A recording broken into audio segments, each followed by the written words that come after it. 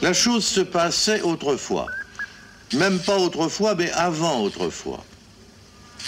En fait, c'était au temps où l'on ne savait pas encore tellement ce qu'était le temps. Sauf peut-être l'araigne éléphant, parce qu'il allait. Et toujours du même côté.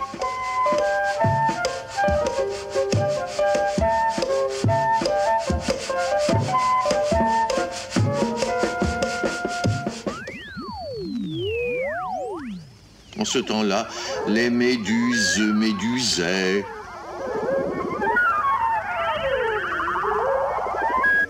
Les parallélépilons pilaient.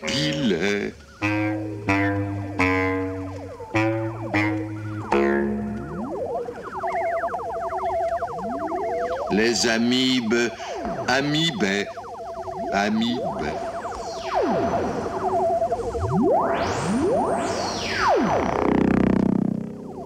Et le monde était fait de choses qui passaient leur temps à recommencer, de sorte que tout marchait très bien, en général. Mais il y avait l'araigne éléphant qui allait. Mi-araignée, mi-éléphant, mi-chose d'après, mi-chose d'avant. Il se demandait confusément si en avançant comme ça, toujours du même côté, il arriverait araignée ou retournerait éléphant ou inversement. Il se retirait couramment à son jardin où il entretenait des plantes amicales dont il ne savait si les graines venaient de l'été dernier ou si elles tombaient du lendemain.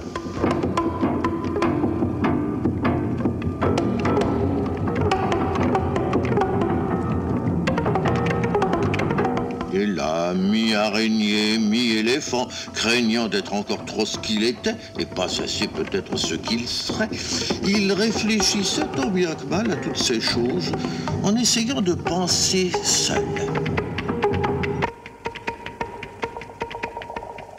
Fallait-il être, se disait-il. Fallait-il ne pas être, continuait-il. Ou bien, dans son cas particulier à lui, araignée-éléphant, fallait-il essayer de ne pas être, tout en étant, mais pas trop, ou réciproquement.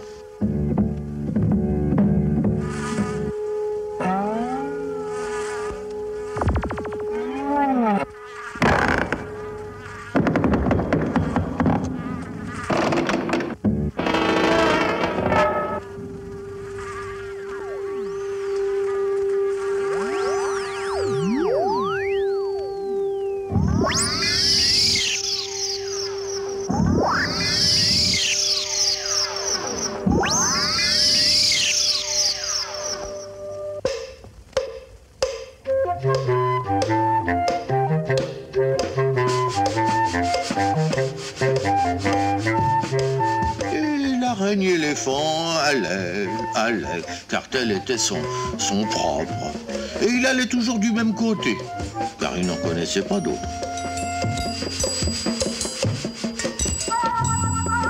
C'est pourquoi il lui fut donné d'aller jusqu'à la limite, après quoi, en principe, il n'y avait rien, sauf la boîte.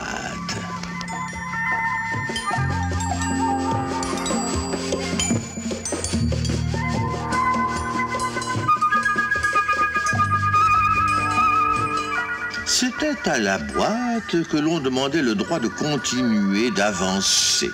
Et pour un certain prix, elle acceptait d'ouvrir la limite, qu'elle disait.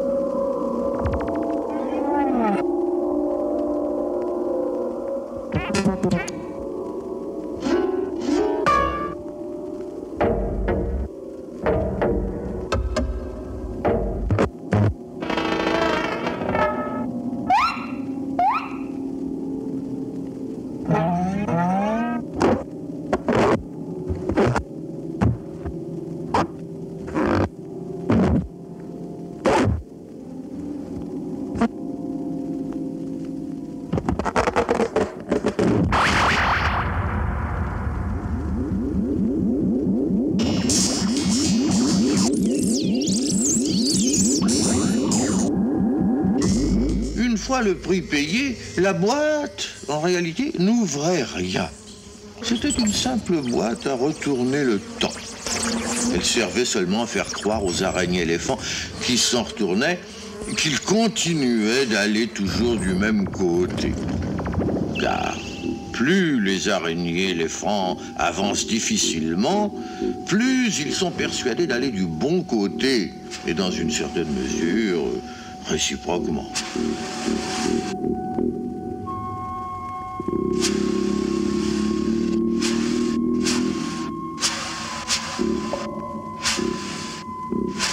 Et l'araignée-éléphant en était tellement persuadé qu'il restait insensible à toutes sortes de réalités, surtout à celles qui auraient pu le faire douter.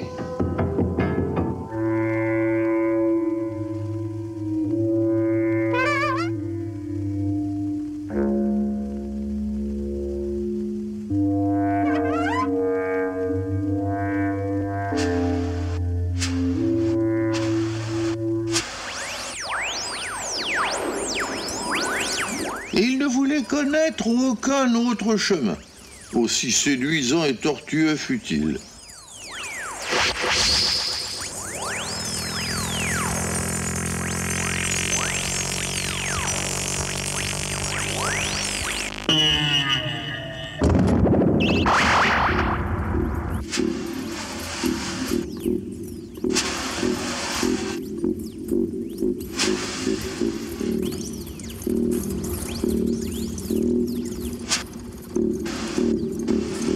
Il avança comme ça un certain temps, jusqu'au jour où il voulut bien se laisser expliquer qu'au bout de l'autre côté, en principe, il n'y avait rien, sauf naturellement une autre boîte à retourner le temps. Il comprit qu'il lui avait été donné de n'avancer ni d'un côté ni de l'autre, et mi-araignée, mi-éléphant, il fut bien obligé d'être ce qu'il était, ce qui ne l'arrangeait pas tellement.